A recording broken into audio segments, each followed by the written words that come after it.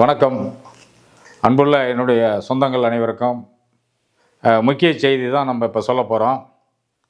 கடந்த 2 நாளைக்கு முன்னாடி பத்திரப்பதிவு அலுவலகத்தினுடைய அமைச்சர் லோகேஷ் தமிழ்ச்செல்வன் என்பவர் அடுத்த மாதம் 17ஆம் தேதி வரக்கூடிய ஒரு புதிய திட்டத்தை பத்திரப்பதிவு அலுவலகத்தில் அறிவிக்கிறார். என்னன்னு கேட்டிங்கன்னா, வீடு வாங்கிறது அல்லது ஒரு சொத்தை விற்கிறது, இது போன்ற ஒரு நலனுக்காக அமைச்சர் இனி யாரும் பத்திரப்பதிவு அலுவலகத்துக்கு வர வேண்டாம், சார் பதிவாளர் அலுவலகத்துக்கு வர வேண்டாம், வீட்டில் இருந்தே பண்ணிக்கலான்னு சொல்லி ஒரு உத்தரவு போடுறாரு. அதாவது அந்த உத்தரவு என்னன்னு கேட்டிங்கன்னா, இந்த ரியல் எஸ்டேட் பண்ணுறவங்க, ஃபில்டர்ஸு, இந்த மாதிரி பல அமைப்புகளை சேர்ந்தவங்களாம் கூப்பிட்டு உட்கார வச்சு ஐஐடி நிறுவனம், அது ஒரு தனியார் கம்பெனிக்கு ஒப்படைச்சிட்டாருன்னு நினைக்கிறேன், அவங்கள வச்சு இவர்களுக்கு எடுத்து சொல்கிறாரு, இது இந்த மாதிரி இருக்கும், இதனால் நீ யாரும் பொதுமக்கள் யாரும் பத்திரப்பதிவு அலுவலகத்துக்கு வர வேண்டாம் அப்படின்னு சொல்லி ஒரு தகவலை சொல்கிறார். இப்போ இந்த பத்திரப்பதிவு அலுவலகத்தினுடைய அமைச்சரை ஒரு பேட்டியும் கொடுக்குறாரு. அது ஒரு செய்தியாக வெளிவருது. இதில் கலந்துக்கிட்ட விரகை கண்ணன் அவர் தமிழ்நாட்டில் ஒரு சங்கம் ஒன்று ஆரம்பிச்சிருக்கிறார். தொடர்ந்து அதிமுகவிலேருந்து இவர் திமுக வரைக்கும் அந்த அமைச்சர்களோடையும் பத்திரப்பதிவு அலுவலகத்தில் இருக்கிற அதிகாரிகளோடையும் அந்த பத்திரப்பதிவை பண்ணுற ரிஜிஸ்ட்ரேஷன் பண்ணுற அந்த டைப் பண்ணுவாங்கள்ல, அவங்களோடையும் ஒரு தொடர்பு வச்சு இவர் எல்லாம் க்ளோஸாக இருப்பார். அப்போ என்னன்னு கேட்டிங்கன்னா, ஒரு செய்தி கொடுக்குறாரு.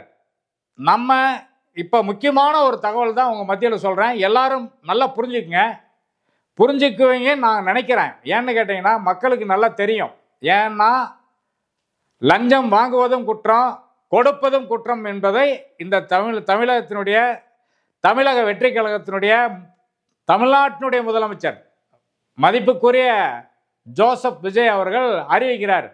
லஞ்சம் வாங்கினாலும் விட மாட்டேன், தொட்டவனையும் விட மாட்டேன், வெட்டினவனையும் விட மாட்டேன், அப்படி இப்படின்னு ஏக வசனத்தில் பேசி இப்போ என்ன பண்ணுறாருன்னா, இவர் சொன்னதுனால நம்மளுடைய கேள்வி என்னன்னு கேட்டிங்கன்னா, இந்த விருகை கண்ணன், இந்த நில புரோக்கர், நிலம் வாங்கி தர்றது விற்கிறது, இவர் நான் திமுக அரசு இருக்கிற போது 5 ஆண்டு காலத்தில் 40 கோடி ரூபாய் நாங்களே கொடுத்துருக்குறாங்கிறார். அப்போ லஞ்சம் கொடுத்தவனை முதல்ல அரெஸ்ட் பண்ணணும்ல, விசாரிக்கணும்ல, கேட்கணும்ல, எதுக்குடா லஞ்சம் கொடுத்தேன்னு சொல்லி கேட்கணும்ல, யாருக்கு கொடுத்தேன்னு சொல்லி கேட்கணும்ல. முன்னால் இருந்த அமைச்சர் மூர்த்தி கொடுத்தியா, இல்லை பத்திரப்பதிவு அலுவலகத்தில் வேலை செய்கிற ரிஜிஸ்டர் கொடுத்தியா, இல்லை அந்த ஸ்டாம்ப் பேப்பரு பத்திரத்துக்கு வாங்குற ஒரு நிலத்தினுடைய வேல்யூ குறைச்சி ஸ்டாம்ப் பேப்பர் வாங்கினிய அந்த டைப் பண்ணுற ஆளுங்களுக்கு கொடுத்தியா, யாருக்கு கொடுத்தேன்னு சொல்லி விசாரிக்கணும்ல தமிழ்நாட்டினுடைய முதலமைச்சர். இது செய்தியாக வெளிவருது. தமிழ்நாட்டினுடைய முதலமைச்சர் என்ன சொல்கிறாரு, லஞ்சம் வாங்கினாலும் தப்பு, கொடுத்தாலும் தப்பு அப்படின்னு நீங்கள் சொல்கிறவர் இந்த விருகை கண்ணனை ஏன் விசாரிக்கணும்ல. இது மக்கள் மனசில் அப்படியே ஆழமாக பதியணும். இப்போ நான் சொல்கிற விஷயங்கள் வாங்கினாலும் தப்பு, கொடுத்தாலும் தப்புன்னு சொல்கிற முதலமைச்சருக்கு இவர் மேலே ஏன் நடவடிக்கை எடுக்கக்கூடாது? அமைச்சர்கிட்டே ஒரு பேட்டியில் சொல்கிறாரு, நான் 40 கோடி ரூபாய் நாங்களே கொடுத்தோம், யாருக்கு கொடுத்தீங்க, எந்தெந்த மாவட்டத்தில் கொடுத்தீங்க, உங்களுடைய அதாவது புரோக்கர்லாம் இருப்பீங்க, பத்திரப்பதிவு அலுவலகத்தில் வேல்யூவேஷன் கம்மியாக போட்டு கொடுத்தீங்களா, இல்லை அவர்களே கேட்டாங்களா உங்கள்கிட்ட, ஐயா எங்களுக்கு பணம் கொடுங்க, நாங்கள் அப்போ தான் ரிஜிஸ்ட்ரேஷன் பண்ணுவோம் அப்படின்னு சொன்னீங்களா? என்ன தகவல், அதை நீங்கள் முதல்ல சொல்லணும். அமைச்சர்கிட்ட வெளிப்படையா, ஐயா இது எதுக்கு நாங்கள் குறைச்சி வாங்குவோம், இவங்களுக்கு இவ்வளோ கொடுப்போன்னு சொல்லணும்ல. சும்மா பொதுவான ஒரு செய்தியை சொன்னால் எப்படி நம்புறது? அதனால் தமிழ்நாட்டினுடைய முதலமைச்சர் இவர் பேரில் என்ன நடவடிக்கை எடுக்கிறார், தமிழ்நாட்டினுடைய முதலமைச்சர் நடவடிக்கை எடுப்பாரான்னு பார்ப்போம். இது ஒன்று. ரெண்டாவது, தமிழ்நாட்டினுடைய போக்குவரத்துறை அமைச்சர் சமீப காலத்தில் சங்கேரிக்கு போகிறார். சங்கேரிக்கு போய் பஸ் ஸ்டாண்ட்லாம் ஆய்வு பண்ணுறாரு, ஊருக்குள்ளே இருக்கிற அவங்க கட்சிக்காரெல்லாம் பேசுகிறாரு, பொதுமக்களுக்கெல்லாம் பேசுகிறாரு, எல்லாம் நல்லா வரவேற்கத்தக்க விஷயம். செய்தியாளர்கள் இவங்ககிட்ட கேள்வி கேட்குறாங்க, ஐயா நீட் தேர்வை பற்றியும் நீட்டை ரத்து பண்ண சொல்லியும் அந்த அமைச்சரை ராஜினாமா பண்ண சொல்லியும் டெல்லியில் பயங்கரமான ஆர்ப்பாட்டம் நடந்துக்கிட்டு இருக்கு, அடிதடி மிலிட்ரியை வச்சு அடித்து விரட்டிக்கிட்டு இருக்காங்க, இதை பற்றி உங்களுடைய கருத்து என்னென்னா அதெல்லாம் மேலிடத்தில் பார்த்துக்குவாங்கன்னு சொன்னார். சொல்லிட்டு என்ன சொல்கிறாருன்னா, இந்த பஸ் ஸ்டாண்டுக்குள்ளே பஸ் வரல, சங்கேரி பஸ் ஸ்டாண்டுக்குள்ளே பஸ் வரல, அதனால் அதை பார்க்கணும், நான் இங்கே டிச்சு வசதி இல்லை, சாலை வசதி இல்லைங்கிறாங்க. சரி, சினிமாவை பற்றி கேட்குறப்போ சொல்கிறார், நானும் ஒரு சீனில் நடிச்சிருக்கிறேன், நான் பார்க்கணும், பார்ப்பேன், நல்லா இருக்குது படம் அப்படின்னு சொல்கிறாரு. தமிழகத்தில் அதிமுக ஆட்சியிலையும் திமுக ஆட்சியிலையும் பல இடங்களில், அதாவது மாவட்டத்தில் கட்டின பஸ் ஸ்டாண்டுகள்லாம் பஸ்ஸு போயிட்டு வந்துட்டு இருக்கு. சிற்றூர்கள், சின்ன ஒன்றியத்தில் தாலுக்கா அளவில் இருக்கிற பஸ் ஸ்டாண்டுகள்லாம் பஸ் ஸ்டாண்டை கட்டுனது மட்டும்தான். அங்கே பார்த்தீங்கன்னா சீட்டாடுறது, குடிக்கிறது, பாலியல் பலாத்காரம் பண்ணுறது, லாரி நிறுத்துறது, காரை நிறுத்துறது, இதுதான் அந்த பஸ் ஸ்டாண்டுக்குள்ளே இப்போ செயல்பட்டுக்கிட்டு இருக்கு. இது தமிழ்நாடு பூரா இருக்குது. போக்குவரத்துறை அமைச்சர் கவனிக்கணும். அதே போல் சங்கேரி பஸ் ஸ்டாண்டில் சீட் கவர் தைக்கிறவனும் உள்ளதாக இருக்கிறான், டார்பை தைக்கிறவனும் உள்ளதாக இருக்கான், மிகப்பெரிய ஜாம்பன் லாரி வச்சிருக்கிறவன் அத்தனை லாரி உள்ளதான் நிற்கிறான். எந்த பஸ்ஸும் உள்ளே போய் வெளியே வர்றது கிடையாது. இது ஏற்கனவே திமுக அரசில் அந்த டிப்போவில் கார்பரேஷன், அதாவது போக்குவரத்து டிப்போவில் சொல்லி அவங்க அதிகாரிகள் உள்ளே போய் வெளியே வாயான்னுவாங்க. 4 நாளைக்கு தான் திரும்பி ஜனங்க வெளியே நிற்பாங்க, வெளியிலே ஏற்றிட்டு போவாங்க. அது இன்னும் நடந்துக்கிட்டு தான் இருக்குது. இதையெல்லாம் ஒரு நடவடிக்கை எடுக்கணும். இது தமிழ்நாடு பூரா இருக்கிற பஸ் நிலையத்திலலாம் ஆய்வு பண்ணணும். பஸ் நிலையத்தில் பஸ்ஸு உள்ளே போகணும். பல இடங்களில் போலீஸ் அதிகாரிகள் சொல்லுவாங்க, ஏங்க பஸ்ஸு அங்கே தாங்க நிற்கும், போங்கன்னா போக மாட்டாங்க மக்கள். அதனால் பஸ்ஸு டிரைவர்கள் கண்டக்டர் என்ன பண்ணுவாங்கன்னா அப்படியே வழியிலே நிறுத்தி வழியிலே ஏற்றிட்டு போயிடுவாங்க. பல பஸ் ஸ்டாண்டுக்குள்ளே பஸ்ஸே போகிறதில்ல. இதை நடவடிக்கை எடுக்கணும் தமிழ்நாட்டுடைய முதலமைச்சர். இப்போ விருகை கண்ணன் என்னன்னு கேட்டிங்கன்னா, தமிழ்நாடு பூரா அவருக்கு புரோக்கர் சங்கம் இருக்குது. அதிமுக இருக்கிற போது அமைச்சர்களை கூப்பிட்டு விழா நடத்துறது, மாநாடு நடத்துறது. இவருக்கு எல்லா அமைச்சர்களும் தொடர்பில் இருப்பாங்க. புரோக்கர் தொடர்பில் இருப்பார், அந்த ரிஜிஸ்டர் தொடர்பில் இருப்பார். அந்த டைப் பண்ணுறாங்க பத்திரம் பதிவு, அதாவது அந்த அங்கீகாரம் பெற்ற பதிவாளர்கள் டைப் பண்ணி கொடுப்பாங்க. அவங்க தான் கொடுக்கணும். பத்திரம் விற்கிறதும் வாங்குறதும் கொடுக்கறதும் அவங்க தான். அவங்களுக்கெல்லாம் தொடர்பு இருக்கும், எல்லா மாவட்டத்துலேயும் இருக்கும். அப்போ திமுக அரசில் வந்த போதும் இவருக்கு அமைச்சர்கள் எல்லாமே தொடர்பு தான். இவர் மாநாடு நடத்தினா அமைச்சரை கூப்பிட வேண்டியது, சால்வை போட வேண்டியது, ஐயா வாங்க என்று சொல்ல வேண்டியது, இதெல்லாம் பண்ணிட்டு இப்போ திமுக குற்றவாளி ஆகிட்டாரு. திமுக லஞ்சம் வாங்கினாங்கன்னா லஞ்சம் வாங்கினது சொல்லுங்கள். திமுக தான் வாங்குது, அதிமுக வாங்குது, இது உலகமே தெரியும். ஏன்னு கேட்டிங்கன்னா, போன ஆட்சியில் லஞ்சம் வாங்கினாங்க, அதுக்கு முன்னாடி இருந்த அதிமுகவில் வாங்கினாங்க, யாருக்காக வாங்கினாங்க, எதற்காக வாங்கினாங்க கண்டுபிடிங்க, வெள்ளை அறிக்கை கொடுக்க சொல்லுங்கள் முதலமைச்சரை. இப்போ லோகேஷ் தமிழ்ச்செல்வன் இந்த கண்ணனை கூப்பிட்டு தனியாக கூப்பிட்டு ஏன் அந்த மாதிரிலாம் சொன்னேன்னு கேட்கணும். அதை முதல்ல விசாரிக்கணும். அடுத்தது பழனி கோயிலில் அந்த இடம் ஒன்று இருக்கு இல்லையா, 100 கோடி ரூபாய் சொத்தை ஏமாற்றிட்டாங்க, இவங்கெல்லாம் பத்திரம் பதிவு பண்ணிட்டாங்கன்னு அது பிரபலமாகிட்டு இருக்குது. அது சம்மந்தமாக வழக்கு போட்டிருக்காங்க, சிபிஐ சிஐடி விசாரிக்கணும்னு சொல்கிறாங்க. இதில் பத்திரப்பதிவு அமைச்சர் என்ன சொல்கிறாருன்னா, முதல்ல செய்தியாளர்கள் கேட்குற போது தெரியாமல் நடந்துருச்சு அப்படின்னு ஒரு தகவலை சொல்கிறார். இப்போ என்ன சொல்கிறாருன்னா, இந்த இடம் இருக்கிறதே இந்த மாதிரி இருக்கிறதே இப்போ தான் எனக்கு தெரியும், நான் அமைச்சர்கிட்ட சொல்லி சிபிசிஐடிக்கு விசாரணைக்கு சொல்லிட்டேன், அவங்க பேரில் நடவடிக்கை எடுக்க சொல்லிட்டேன், என்னுடைய உறவினர்கள்லாம் சொந்தக்காரங்கள்லாம் சொல்லிட்டு அரசியல் பண்ணிகிட்டு இருக்கிறாங்க சில பேர், எங்கள் அமைச்சர்களையும் என்னையும் எங்களுடைய தமிழ்நாட்டினுடைய முதலமைச்சரையும் கெட்ட பேர் பண்ணால் மக்கள் மத்தியில் உங்களை கேவலப்படுத்தணும் அப்படிங்கிறதுக்காக ஒரு இது பண்ணிகிட்டு இருக்காங்க, இது ஒரு அரசியல் ஆகிக்கிட்டு இருக்காங்க, இது தவறு அப்படின்னு சொல்கிறாரு. ஒரு யூடியூபரை இவரை பற்றி பேசினார். என்ன பேசினார்னா, இவருடைய உறவினர் ஒருத்தர் இதில் சம்மந்தப்பட்டிருக்காரு, பத்திரப்பதிவு, அதாவது இந்த 100 கோடி ரூபாய் சொத்தை பத்திரம் பண்ணதில்லை அப்படின்னு சொல்கிறார். அவரை உடனே போய் பெட்டிஷன் கொடுத்து உள்ளே வைக்கிறாங்க. இப்போ ரிமாண்டில் வெளியில் அவர் கையெழுத்து போட்டுட்ருக்காரு ஒரு காவல் நிலையத்தில். அதாவது அமைச்சர் என்னன்னு கேட்டிங்கன்னா, விமர்சனங்கள் வரும், அதை தாங்கிக்கிறது தான் அமைச்சர்.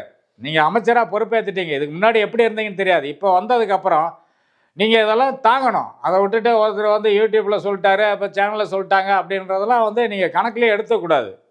இன்னொரு முக்கியமான விஷயம், தமிழ்நாட்டில் முதலமைச்சர் எங்கே யாராவது லஞ்சம் கேட்டால் என் பேரை சொல்லு, அண்ணன் சொன்னார், மாமன் சொன்னார், மச்சான் சொன்னார்னு சொல்லிட்டாரு. இப்போ பொதுமக்களுக்கும் அரசு அதிகாரிகளும் என்னன்னு கேட்டிங்கன்னா ஒரு விரோதி மாதிரி பார்த்துட்டு இருக்காங்க. பொதுமக்கள் போனாலே அப்படியா இவனா அப்படின்றாரு. யார்? அதிகாரியை பார்த்தா பொதுமக்கள் இவன் காசு கேட்டானா பார்த்துக்கலாம் அப்படிங்கிறாரு. காசு யாருமே கேட்கல. இப்போ லஞ்சம் ஓரளவுக்கு ஒழிஞ்சிருச்சுன்னு சொல்கிறதெல்லாம் அப்படியே இயல்பாக போனாலும் கூட மக்கள் மாறணும். மக்கள் மனநிலை மாற்றணும். மக்கள் என்றைக்கு நாமெல்லாம் எதுவுமே கொடுக்கக்கூடாதுன்னு சொல்கிறாங்களோ அன்னைக்கு தான் மாறும். அன்னைக்கு மாறும்போது பார்த்துக்கலாம், ஆனால் மாறாது. இதில் இன்னொரு விஷயம் என்னன்னு கேட்டிங்கன்னா, வருவாய்த்துறை அலுவலர்கள்லாம் இப்போ நேற்றுக்கே நான் ஒரு காணொலியில் பார்க்குறேன். அவர் சொல்கிறார், என்ன கலெக்டர் இஷ்டத்துக்கு மீட்டிங் வைப்பார், நீங்களாம் யாரும் போகாதீங்க, நம்ம அமைச்சர் வந்தால் சிகப்பு கம்பளம் விரிக்கணும், சாமினார் போடணும், சேரை போடணும், வரவங்களுக்கு சோறு போடணும், ஊர் மக்கள் எல்லாம் கூப்பிட்டு வந்து உட்கார வைக்கணும். இதெல்லாம் நம்ம வேலை கிடையாது. இதுக்கெல்லாம் யார் காசு கொடுப்பாங்க? இது எப்படி வரும்? நாங்கள் ஒரு எங்களுடைய சொந்தக்காரங்க யாருக்காவது 5-10 காசு எனக்கு ஜிபே அனுப்புவாங்க. அந்த ஜிபே எல்லாம் நாங்கள் வச்சுருப்போம். இல்லை எங்கள் காசையே நாங்கள் வந்திருப்போம், யாருக்காவது அனுப்புவோம். இதெல்லாம் இப்போ காவல்துறை லஞ்ச ஒழிப்புத்துறை பிடிச்சிக்கிட்டு உனக்கு எப்போ காசு வந்துன்னு சொல்லி பிடுங்கிட்டு இருந்தா இதெல்லாம் யாரை ஏமாத்துற வேலைங்கிறாங்க.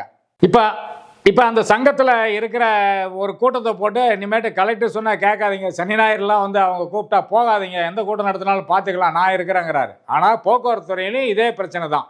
என்னன்னு கேட்டிங்கன்னா, போக்குவரத்து துறையில் இப்போ நடக்கிற நிகழ்வுலாம் பார்த்தீங்கன்னா எங்கேயுமே ஒரு டிரைவர்கிட்ட எடுத்து பேச முடியல. ஒரு லாரியை நிறுத்தினாங்கன்னா நான் யார் தெரியுமா, நான் பாரு இப்பயே காணொலி போடுவோம் அப்படிங்கிறாங்க.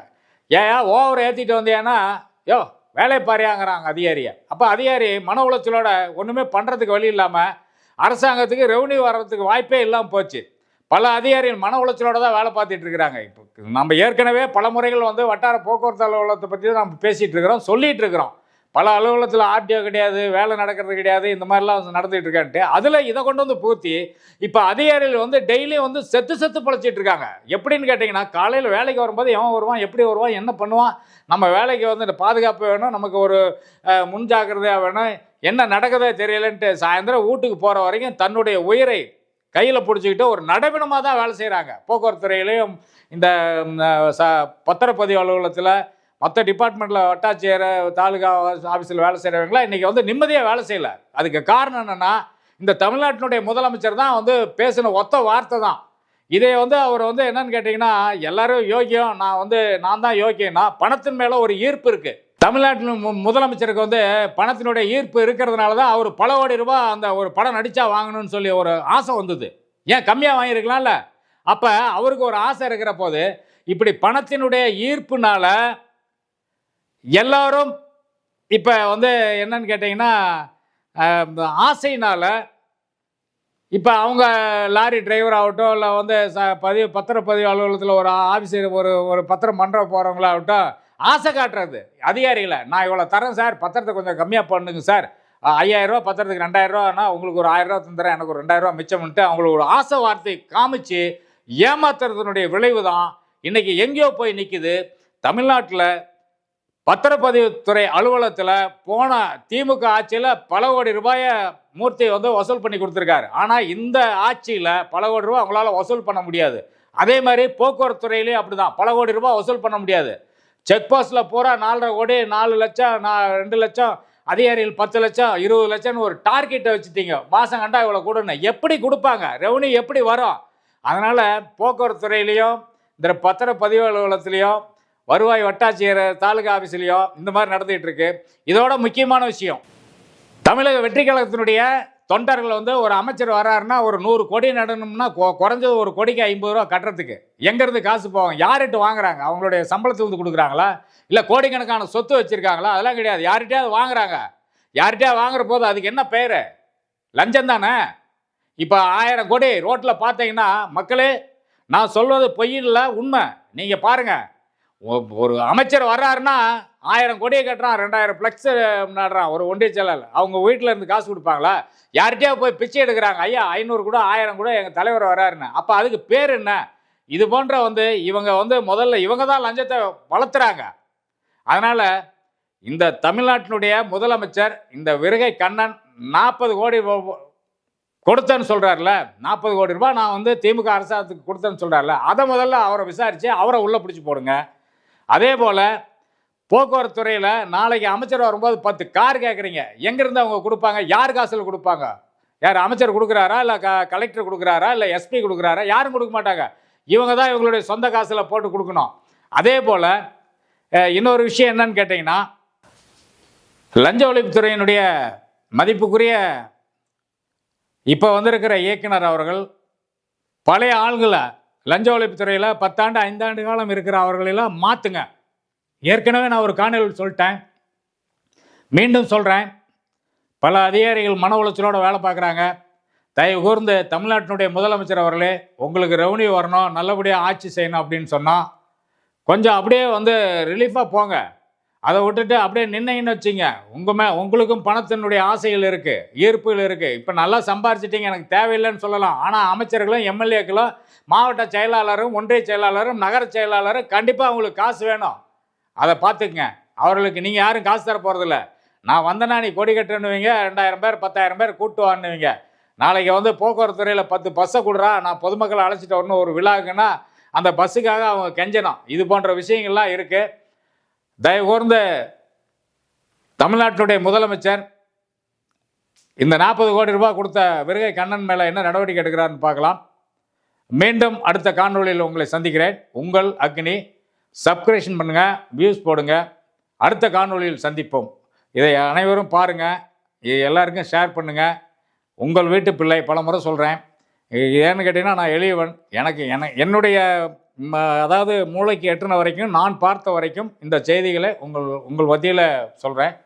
இது இட்டுக்கட்டியோ அல்லது பொய்யான தகவலை நான் சொல்லலை. இது அனைத்தும் உண்மை. இதை பார்க்கின்ற அதிகாரிகளுக்கு தெரியும், பொதுமக்களுக்கு வந்து ஓரளவுக்கு தான் தெரியும். பொதுமக்கள் இன்றைக்கி எந்த வேலையாக இருந்தாலும் ஒரு காசு கொடுத்தா தான் வேலையே நடக்கும். தன்னுடைய வேலைகள் வந்து எப்போயுமே வந்து தன்னால் போய் வேலையை பார்க்க முடியாது. எல்லாரும் இதை உணர்வார்கள் நான் நினைக்கிறேன். நன்றி.